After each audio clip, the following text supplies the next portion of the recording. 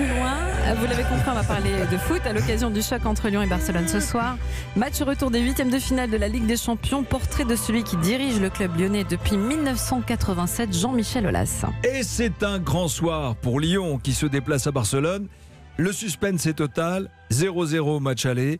Une success story pilotée depuis 32 ans par un homme, le même homme emblématique, Jean-Michel Aulas. Bonjour Cyril de la Morinerie du service des sports d'Europe 1. Bonjour Nikos. Jean-Michel Aulas, c'est l'histoire d'un entrepreneur qui arrive dans le monde du foot en fait. Oui, quand il arrive, l'OL n'a quasiment pas de palmarès, 3 Coupes de France seulement. C'est un club criblé de dettes. Laurent Fournier jouait au club lorsqu'il a vu débarquer Jean-Michel Aulas. Tout était à construire. C'est vrai que Lyon était un petit club tranquille, où on parlait toujours de Floridinalo, Serge Chiesa. Pas beaucoup de terrain d'entraînement, Gerland est un peu vieux.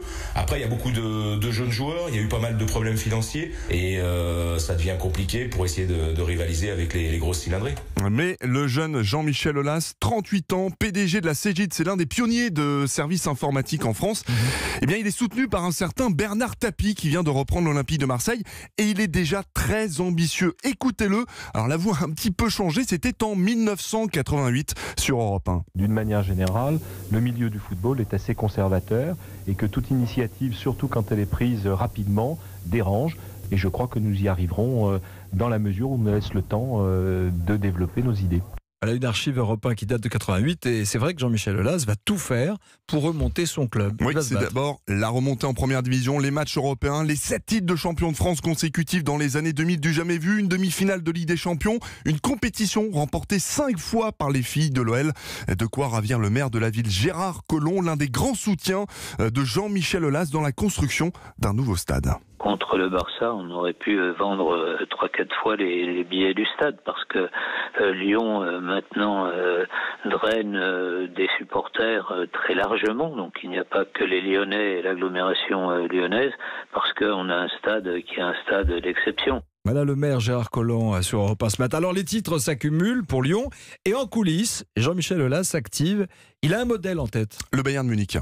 Il lance un centre de formation devenu une référence en Europe. Il mène à bien la construction de son propre stade. On l'a entendu pendant des années. Jean-Michel Aulas ferraille contre le monde politique, les riverains, contre 120 recours administratifs pour arriver à ses fins. Alors évidemment, comme tout homme d'affaires, Jean-Michel Aulas n'a pas que des amis. Ses détracteurs le disent cassant, manipulateur. Il est hyper actif sur les réseaux sociaux. Il n'hésite pas à froisser ses adversaires, mais les supporters de l'OL l'adorent et la réussite de son club est unanimement saluée en France. Ça tombe bien, nous sommes ce matin, Cyril, avec Jean-Michel Aulas. Oui, avec le président de l'OL qui est déjà à Barcelone. On a vu, président, comment vous avez construit ce club sur Europe 1 pour en faire un grand d'Europe. Quelle est votre plus grande fierté ? Bon, la fierté, c'est aussi de pouvoir participer sur le plan social, sur le plan de la dynamique entrepreneuriale à une aventure qui est avant tout lyonnaise, mais qui est devenue européenne, qui est devenue internationale. Et je pense que la réussite sportive vient, je dirais, dans le prolongement d'une construction donc d'entreprise et aussi d'une construction sociale, parce que on a toujours mis en avant l'intégration, on a toujours mis en avant la formation, on a toujours mis en avant l'équipe féminine. Et donc aujourd'hui, on a un club qui est équilibré et qui est calibré pour pouvoir se développer dans le futur de manière tout à fait harmonieuse.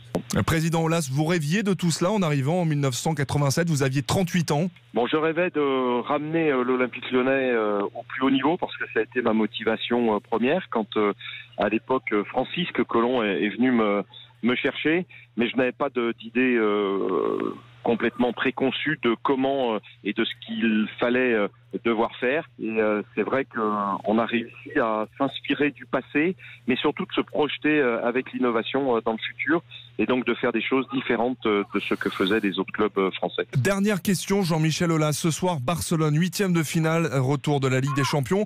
Vous ne cachez pas que vous allez passer la main dans les prochaines années. Quelles sont vos ultimes ambitions à la tête de ce club ? Bon, quand on prend la responsabilité d'un club sur une aussi longue période, on imagine que c'est pour gagner. Donc il faut revenir au plus haut niveau du football français. On est tout le temps bien placé, mais bon, l'arrivée du PSG a modifié un petit peu la donne. Donc il faut revenir au sommet du football français. Et puis on sait, de la même manière que nous avons gagné des Coupes d'Europe avec l'équipe féminine, eh bien on adorerait pouvoir gagner une Coupe d'Europe, une Europa League ou une Champions League. Donc c'est le but ultime de toute cette construction sur une période qui est très très longue. Merci Jean-Michel Aulas. Merci beaucoup. Bon match ce soir. À très bientôt. Bon match, c'était Cyril de la Morinerie qui a interviewé Jean-Michel Aulas. Barcelone-Lyon, coup d'envoi 21h ce soir et à vivre en direct dès 20h sur Europe 1.